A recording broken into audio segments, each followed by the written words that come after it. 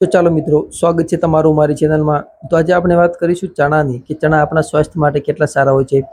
તો કયા ચણા સ્વાસ્થ્ય માટે વધુ ફાયદાકારક હોય છે, આખી રાત પલાળેલા કે બાફેલા? જો તમે તમારા સ્વાસ્થ્યને જાળવી રાખવા માટે માંગતા હો તો દરરોજ ચણા ખાવાની સલાહ આપવામાં આવે છે।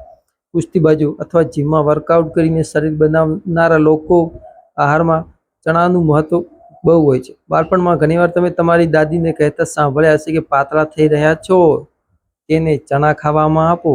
જો કે ચણા ખાવાના લાભો ઘણો આધાર રાખે છે જે સ્વરૂપમાં ચણા ખાવામાં આવે છે। કેટલાક લોકો પલાળેલા ચણા ખાવાનું પસંદ કરે છે, તો કેટલાક લોકો ઉકાળીને ખાય છે, કેટલાક લોકો શેકેલા ચણા ખાય છે। પરંતુ શું ચણાને અલગ અલગ રીતે ખાવાથી તેના પોષણ મૂલ્યને અસર થાય છે? ચણાને આખી રાત પાણીમાં પલાળી રાખો।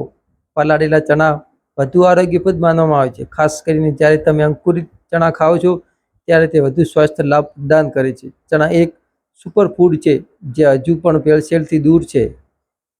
બીજું, ચણા શેકેલા ચણા જેટલું જ શક્તિ આપે છે। પલાળેલા ચણામાં ભરપૂર માત્રામાં પ્રોટીન હોય છે, તેથી જે લોકોનું પાચન સારું નથી તેમણે ભીના ચણા વધુ માત્રામાં ન ખાવા જોઈએ, નહીંતર પાચન થશે નહીં।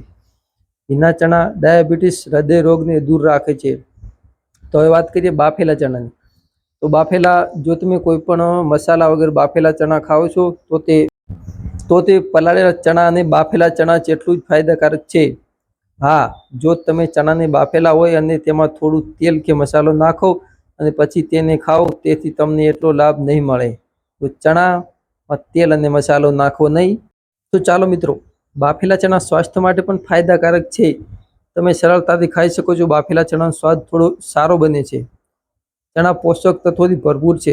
ચણા એનર્જી રીચ ફૂડ માનવામાં આવે છે। ચણા એ કઠોળમાં પ્રોટીનનો ભંડાર છે અને તે પોષક તત્વોથી ભરપૂર છે। ચણામાં પ્રોટીન, ફાઇબર, મિનરલ્સ અને ફેટી એસિડ હોય છે। ચણા વિટામિન બીનો પણ સારો સ્ત્રોત માનવામાં આવે છે। રોજ ચણા ખાવાથી માંસપેશીઓ અને હાડકાં મજબૂત થાય છે। ડાયાબિટીસના દર્દીઓ માટે ચણા ખૂબ જ ફાયદાકારક છે।